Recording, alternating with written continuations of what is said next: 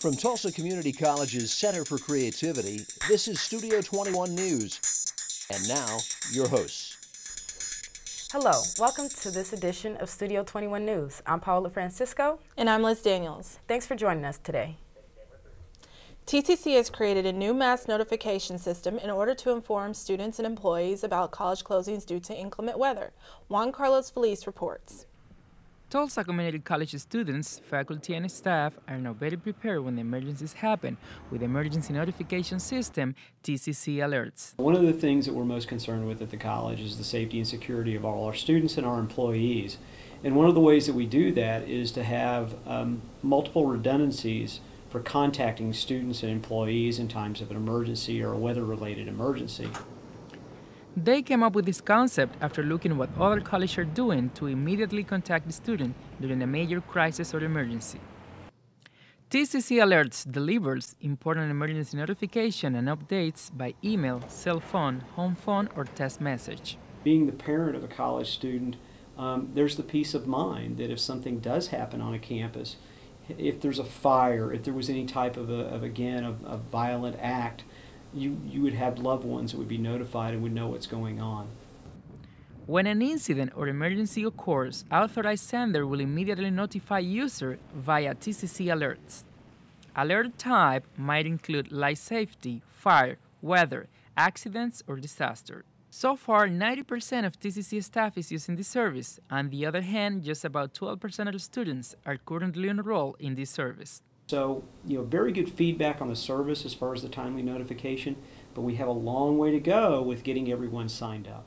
The addition of TCC Alerts is part of an ongoing commitment by TCC to ensure the safety and security of all students and employees.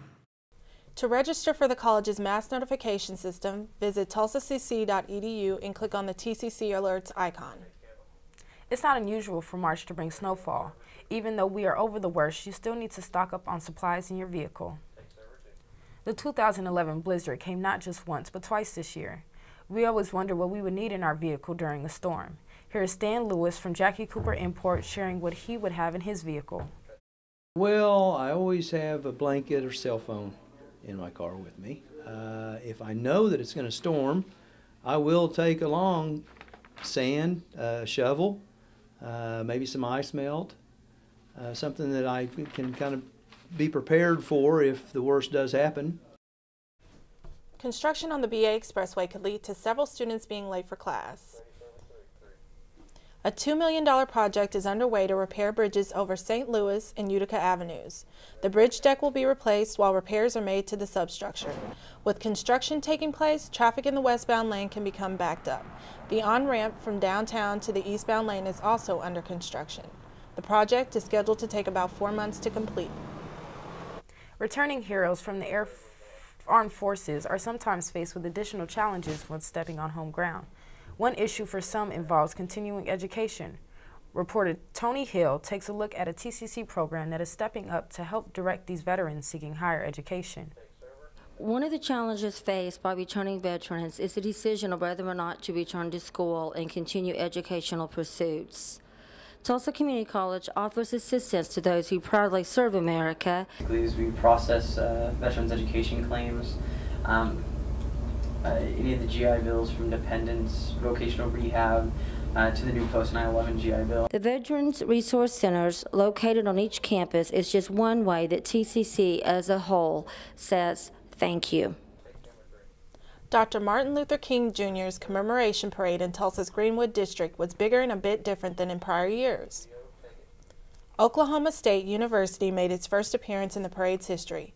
Councilmen made changes to the route for the safety of our neighborhoods. Though many questioned their decision, the change brought new attention to the Greenwood community. TCC Metro Campus hosted the 11th annual Global Fest, which had many student and community organizations participate, showing their skills and culture. Here's Drew Barker with more. Global Fest is a chance for many of the student activities groups to raise money and interest in their organizations. The hope is to introduce as many people as possible to various cultures they may not experience otherwise. Some local elementary schools used it as a learning experience, while others danced to music for spectators. Along with music and performers, there was a variety of food and souvenirs available for purchase. The event's organizers are pleased with the success.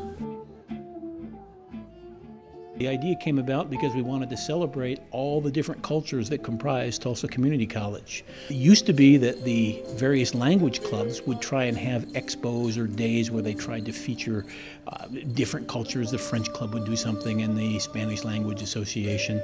We managed to combine all that, and thanks to the support of those organizations and community organizations, we've got an event that we're really proud of. Along with bands, belly dancers, and elementary school children dancing to La Bamba, the Dancing Eagles, a Native American group, have participated every year. This year, the event was streamed online and viewed by people in Canada and other countries. While attendance was slightly down from previous years, more than 1,000 people participated in the event. TCC was honored to host Thomas DeWolf for 2 days of lectures, a documentary, and a discussion board in honor of the 150-year commemoration of the Civil War. Mr. DeWolf was at the Metro campus Thursday, February 17th, to tell the story of his ancestor, James DeWolf. The History Department is hoping to make this just the first out of a 6-year project to teach the students of TCC why the Civil War was fought, how it affected everyone involved, and how the war made America what it is today. The History Department hosted a panel discussion the next morning at the Northeast campus featuring Mr. DeWolf. The session was open to everyone. The topic of discussion was traces of the Civil War 1861 through 2011. More information on both Thomas DeWolf and the sesquicentennial commemoration can be found on tulsacc.edu/Civil War. TCC hosted a blood drive together with the American Red Cross on January 24th and 25th at the Metro Student Union. I was there to cover the story. It's a new year, and it's time for the Red Cross to send its mobile units to local schools and businesses to collect blood from those who are willing to donate. TCC faculty and students came out to show their support. Yep, I have a donor card. I donate all the time. We talked to one Red Cross traveling phlebotomist about how important these donations are to the community. It saves lives, really. It can go from you to yourself or to anyone else. Once the blood is donated, it's shipped to the Red Cross National Testing Laboratory in St. Louis. It's tested to make sure it's clear of diseases that may be passed along during transfusion. After it's cleared, it's sent back to Tulsa for local use. And although blood is needed all year round, there are times when demands for donations are higher than usual. In the summer, there can be loads of accidents in the summer, but mostly in the winter months. I'm Liz Daniels for Studio 21 News. If you missed out on your chance to donate in January, the Red Cross will be back on March 21st and 22nd at the Metro Student Union, room 214. To make an appointment, please call the Student Activities Center at 918-595-7271. TCC Center of Creativity was a project 10 years in the making. The state-of-the-art facility housing 2 high-definition digital television studios has won many state and national awards. The facility features some of the country's elite 2-year programs in digital media. TCC students are very fortunate to be able to attend this facility for digital media, art, and broadcast classes. The Student Activity Office held the Bluegrass and Chili Festival at the Student Union Building January 26th in the Student Common area. This is an annual event in order to give students and staff a chance to show off their best chili recipes. Judging takes place and prizes are given for the best recipes. There's free chili for all who attend, along with all the trimmings. Shelby Eicher and the Grass Kickers provided music for the event. The band is known for its special brand of bluegrass music. The TCC Metro Student Government held the Heck with Winter Party on January 18th in the Student Union. SGA members say it is a way to welcome students into the spring 2011 semester. They entertained the students with barbecue, drink, Wii gaming, and hula hoop contests. They say it was a way to let the students release the stress of winter and the start of a new semester. This is just one of the many activities that student government does do. We're in the process of planning more activities for the rest of the semester. TCC Metro Campus hosted for the 6th time the annual Young Artists and Writers Awards Show, which had many students participate and show their skills in art. Here's Andrew Williamson with the story. The Scholastic organization started in the 1920s, creating educational books and opportunities for young people to develop their talents. They started what is now known as the Young Artists and Writers Award Show.